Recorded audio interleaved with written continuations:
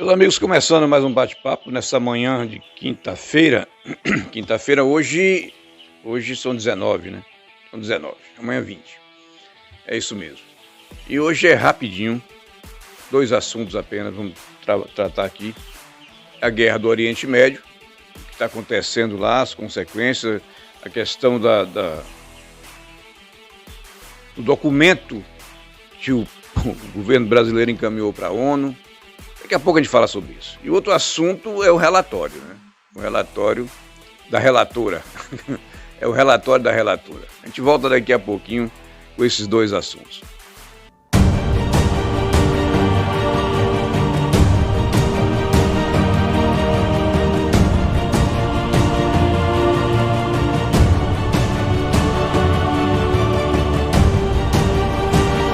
Vamos de volta, vamos falar sobre a guerra do Oriente Médio. Guerra lá do Israel, do Hamas. Não é palestino, não são os palestinos, é o Hamas, é um grupo terrorista. E a repercussão desse grupo terrorista, que o Brasil tem uma facção criminosa chamada Partido Político, também um partido político que é aliado desse.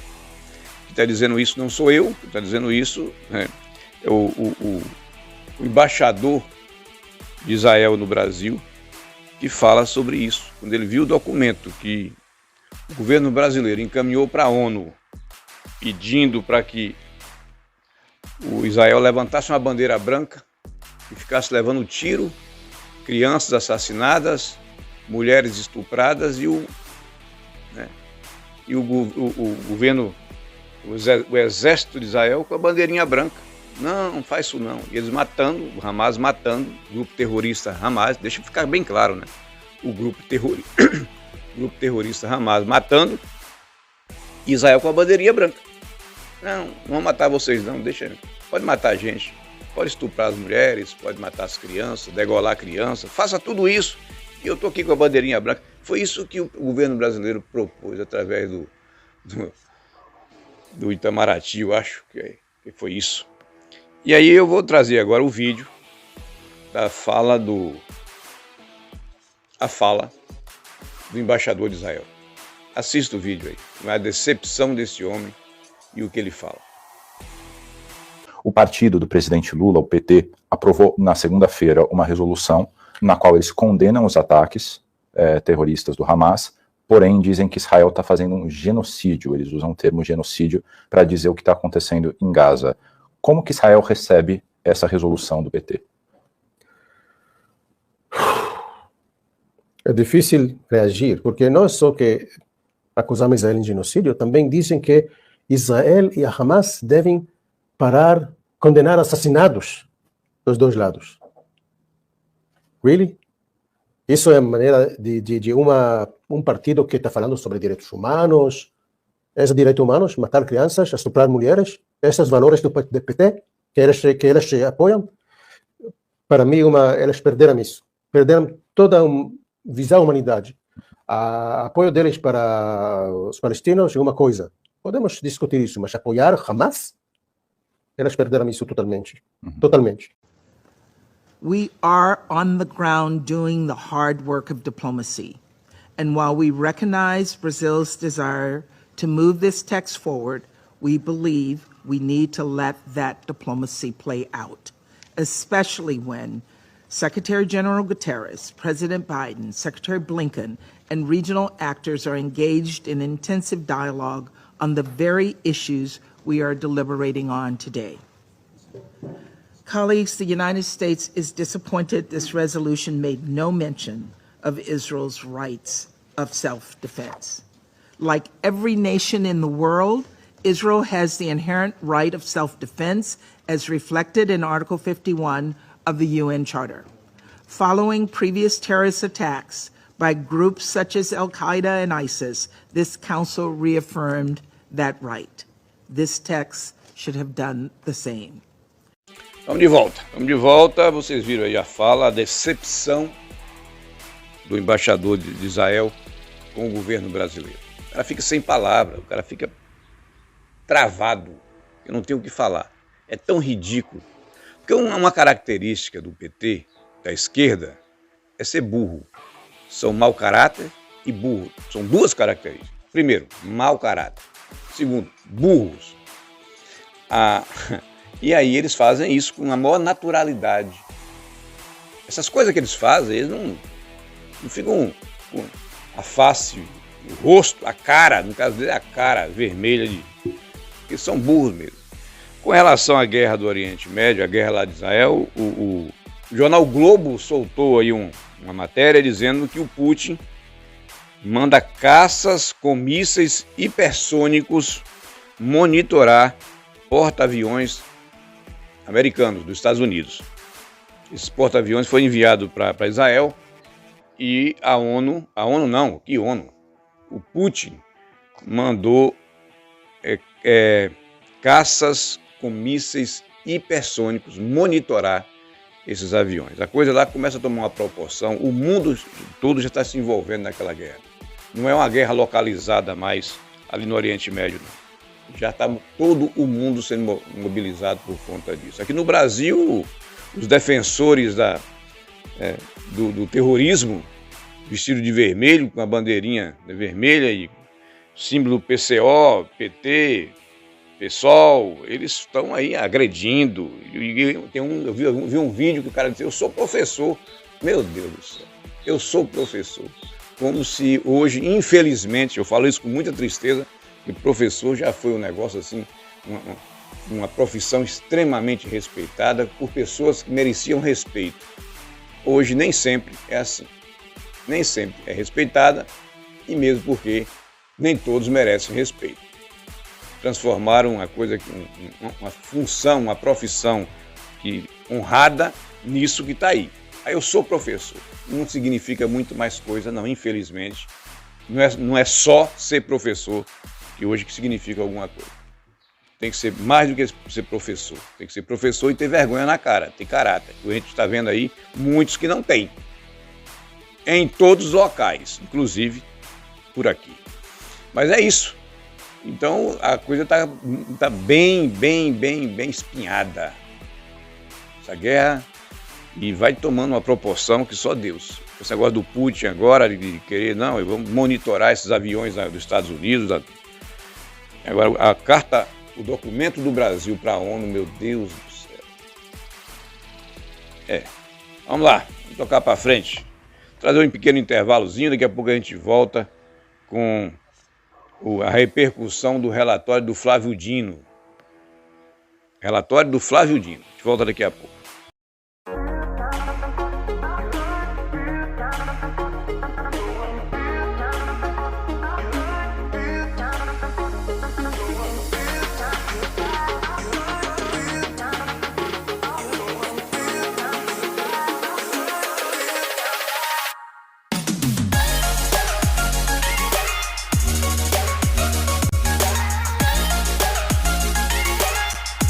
Estamos de volta, agora vamos falar sobre o relatório do Flávio Dino. O relatório que, quando começou a CPMI, o relatório já estava pronto e assinado. Aí pegaram Eu posso falar? Não, né? Diz que é senadora lá do Maranhão, capacho do Flávio Dino, e colocaram lá como relatora. Ela não sabe escrever, deve mal saber escrever o nome, porque, como eu disse, eles são burros. E aí faz um relatório. Mas quem vai explicar o relatório que ela fez não sou eu, não. É o Lacombe. Eu vou trazer aí a fala do Lacombe, ele tentando explicar o relatório. Ele gastou 9 minutos para tentar explicar o relatório, pontos do relatório. Os devaneios, tudo aquilo que foi visto, mostrado com clareza, general abrindo porta, nada daquilo entrou no relatório. Tudo daquilo foi normal. A força de segurança lá, guardada, sem interferir, 300 homens lá em pé, assistindo. Nada. O relatório já estava prontinho. As imagens, as câmeras que não foram entregues, sempre tantas câmeras que não foram entregues, nada disso entrou no relatório. Foi pedido, não entregaram, o Supremo não exigiu que entregasse, Aí o dinossauro disse que já tinha apagado tudo, que não tinha mais nada. Nada disso entrou no relatório. Todo mundo inocente, esse povo todo inocente. Flávio Dino inocente, o Lula inocente, a esquerda inocente. Os terroristas que estavam lá, os verdadeiros terroristas que estavam lá, que eu falei sobre eles lá em Brasília, lá no pátio ali, no ginásio de esporte, passarinho cantando, coisa linda. Ginásio de esporte lá da Polícia Federal, os verdadeiros terroristas não estão aqui, estão aí. A Polícia Federal sabe quem são os terroristas, os verdadeiros terroristas. As imagens mostrou claramente quem são eles. Nenhum deles entrou no relatório. Entrou no relatório lá a velhinha com a Bíblia na mão, que faz oração, que louva a Deus, fica louvando, cantando, orando. Isso aí tudo é terrorista. Mas o negócio é tão debochado. O que eles não estão sabendo hoje, parece que não entra na cabeça, porque são burros, né? Tremendamente burros, imbecis e burros. É que hoje existe rede social. As pessoas vê, enxerga, lê, assiste a verdade. Fica clara. Então não tem como enganar. Não estou enganando mais ninguém. Mas veja o Lacombe aí. Eu dou o Lacombe. Veja o que ele fala. Eu ainda não consegui ler todo o relatório, entre aspas, da CPMI do 8 de janeiro. A Elisiane Gama e sua turma conseguiram escrever 1.333 páginas. É um negócio feito para que ninguém leia. Só o sumário ocupa 9 páginas. Já na introdução, uma mentira. No dia 8 de janeiro de 2023, o Brasil viveu o maior ataque à democracia de nossa história recente. Quer dizer, atos de vandalismo viraram ataque à democracia, o maior da história recente. Mas os atos de vandalismo em Brasília, feitos por comunistas, socialistas, MST, sindicalistas, em 2006, 2013, 2014 e 2017, nunca foram considerados ataque à democracia, golpe de Estado, terrorismo. E a culpa toda está no relatório, é de Jair Messias Bolsonaro. E aí vem aquela história de discurso de ódio, milícias digitais. O relatório considera até que o objetivo dos manifestantes do 8 de janeiro poderia ser provocar uma guerra civil. Está escrito assim: a ideia era viabilizar a decretação de um estado de sítio ou impor um outro instrumento jurídico que produzisse efeitos similares, como a decretação de GLO, Garantia da Lei e da Ordem, sob a liderança das Forças Armadas, para impedir a instalação de uma suposta ditadura comunista no Brasil. Mas, se essa era a ideia, por que esperaram o Lula tomar posse? Alguém consegue explicar? O relatório é uma viagem alucinada. Vou ler mais alguns trechos. Golpes modernos, à esquerda e à direita, não usam tanques, cabos e soldados. Começam por uma guerra híbrida, psicológica, à base de mentiras, de campanhas difamatórias, da propaganda subliminar, da disseminação do medo, da fabricação do ódio. É tanta repetição, repetição, repetição, potencializada pelas redes sociais, pelo ecossistema digital, que muitos perdem o parâmetro da realidade. O golpe avança pela apropriação dos símbolos nacionais. Os guerrilheiros do caos desvirtuam a bandeira nacional, utilizando-a como sua insígnia e não como a bandeira de todos os brasileiros. Tomam a camisa canarinho como sua e não como a camisa de todos os que torcem pela seleção brasileira. Fazem do hino nacional a sua música, como se o Ouviram do Ipiranga não fosse a trilha sonora de um país marcado pela diversidade, pela pluralidade e pela liberdade. Meu Deus, golpe de Estado, sequestro dos símbolos nacionais. Se um grupo abraça os símbolos de um país, isso não é um sequestro. Isso não significa que outros grupos também não possam envergar a bandeira nacional, usar a camisa da seleção brasileira. O relatório fala em divisão do país entre nós e eles. Quem promoveu isso sempre foi o Lula. E fala que bolsonaristas promovem a perseguição política e pessoal. Mas quem até agora foi incluído em inquéritos sem pé nem cabeça, intermináveis? Quem foi censurado? Quem perdeu redes sociais, canais no YouTube? Quem teve o passaporte cancelado? Quem teve contas bancárias bloqueadas? Quem foi ou está preso? Quem teve que se exilar? Que políticos perderam o mandato, se tornaram inelegíveis? O relatório fala que o acesso às armas legais, facilitado pelo Bolsonaro, era para preparar, arregimentar e armar pelotões de milicianos por todo o país. E onde estavam as armas dessa gente no 8 de janeiro? Quantas foram apreendidas? Algum black bloc foi identificado? Porque o que o relatório mostra é típico de gente assim. A foto de um machado, um pé de cabra e um estilingue. No meio de 5.000 pessoas. Foi isso. E está aqui no relatório a explicação. O golpe deve fazer uso controlado da violência. É preciso, sobretudo, que o golpe não pareça golpe. Meu Deus, isso é contradição. Aliás, muito comum quando alguém mente. O relatório, sempre entre aspas, tá, gente, também fala de aparelhamento de uma força policial que passa a ser utilizada como guarda pessoal. E isso em referência ao governo Bolsonaro, não ao Lula, não à Polícia Federal do Lula, que está a seu serviço. como Flávio Dino deixou claro. A Elisiane acusa o Bolsonaro de incentivar o bloqueio de estradas, o que ele nunca fez, muito pelo contrário. E ela diz que a CPMI queria ter ouvido mais, queria ter investigado mais. Como assim? Quantos requerimentos foram barrados pela turma do governo? Flávio Dino não foi ouvido, basta dizer isso. Integrantes da Força Nacional de Segurança também não. O trabalho do governo na comissão sempre foi impedir investigações amplas e equilibradas. Bom, a introdução do relatório não cita nenhuma vez as palavras terrorismo e terroristas, provavelmente por conta dos ataques do Hamas contra Israel. Pelo menos isso, dessa narrativa, pelo jeito, desistiram. Há um monte de páginas para falar da história da democracia, do conceito de democracia, citando pensadores, filósofos e acadêmicos do mundo todo de várias épocas, um blá blá blá danado. E o tempo todo o relatório cita a extrema-direita, porque todo mundo sabe que extrema-esquerda não existe. E junta declarações do Bolsonaro de 1999, de 2016, 2017, 2018, para concluir que a violência física do 8 de janeiro foi precedida pela violência simbólica que durante todo o mandato de Jair Bolsonaro constituiu parte essencial da estratégia de comunicação política do governo federal. Só rindo. E o Lula nunca pensou em extirpar adversários, nunca. Quando tenta traçar um perfil dos manifestantes, o relatório cita o conceito de banalidade do mal, descarta o comportamento de manada, o conceito de multidão psicológica, mente grupal, uma encheção de linguiça que não acaba, são 1.333 páginas. E além do Bolsonaro, o relatório também vê a culpa de Olavo de Carvalho. Ele é citado como figura central da ascensão da extrema-direita no Brasil. Está escrito assim: o roteiro traçado por Olavo de Carvalho mais de 2 décadas antes da ascensão de Bolsonaro pode oferecer uma via que, se não é verdadeira, é pelo menos útil para a análise da escalada golpista. Nada precisa ser verdadeiro, né? Nada. O relatório chega a falar em nazismo, citando o leite que o Bolsonaro tomou durante uma live, citando apoiadores dele fazendo a chamada imposição de mãos, comum entre os evangélicos, como se fosse um gesto nazista.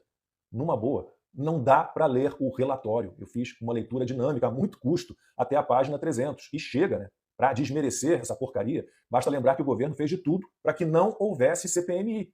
Até que vazaram as imagens do chefe do GSI do Lula, o G. Dias, no meio dos manifestantes no Planalto, no 8 de janeiro. Aí, quando não dava mais para escapar, a comissão foi tomada por governistas dispostos a tudo, para não investigar nada e acusar Bolsonaro de tudo. O G. Dias não foi indiciado. E as provas contra a conduta dele são muitas, muitas. Então eu fico com o relatório da oposição, porque esse da Elisiane Gama, com a ajuda dos universitários, vai dar, como no caso da CPI da Covid, vai dar em nada, porque isso não é um relatório, não é o resultado de uma investigação. Essas 1.333 páginas eram previsíveis, passam longe da realidade, são um nada. E é por isso que vão dar em nada. Estamos de volta. Para finalizar. Hoje não está muito bom, não. Assim, tô meio jururu. Tem nossos motivos para isso, né? Mas a gente tem que administrar com calma isso aí. Pedir a Deus que dê força para todos nós. A gente vai tocar a vida devagarzinho aqui para frente, tocando. E que Deus abençoe e que seja feita a vontade de Deus para tudo. Em todos os pontos falando. Finalizar. Agradecendo a vocês sempre. Mandar um alô. Deixa eu ver se eu consigo mandar um alô aqui. Se não mandar um alô, o pessoal fica cobrando alô. Deixa eu ver se eu consigo achar aqui alô para algumas pessoas. Meu amigo Ari, doutor Ari ali qual é o nome da clínica? Multispar. Um abraço para você. Tudo de bom. Achei aqui, Ari. Meu amigo Giru, da farmácia Giru. Um grande abraço para você, Giru. Giru é do coração. Moza, aqui do Piqui. Hortifruti ali no Piqui, um abraço para Moza. Deixa eu mandar aqui também. Vivaldo, meu amigo Vivaldão. Vivaldo tá lá no Santa Lúcia ali. Um abraço para Vivaldo. A esposa de Vivaldo também. Um abraço para ela. Tudo de bom para vocês, essa família maravilhosa. Muito de coração. Eu vi aqui, já mandei alô para Fátima, não vou mandar agora não, viu, Fátima? Mandei. Um abraço para você também. E vamos aqui ver mais aqui. Tem mais um nome de Amaro Cláudio, que casou, meu amigo Amaro. Ô Amaro, um abraço. Casou. Eu ia falar, não vou falar não, Amaro. Um abraço para você. Tudo de bom, Deus te abençoe. O irmão dele, meu amigo Carlão. Ô Carlão, como é que tá você? Lá em Teixeira de Freitas eles. São lá de Teixeira de Freitas. Quem mais aqui mais? Deixa eu ver aqui. Tá aqui. Joaldão. Ô Joaldo, um abraço, Joaldo. Tudo de bom? Joaldo, a mostra lá, a mostra está em Vitória da Conquista. Um abraço para nós.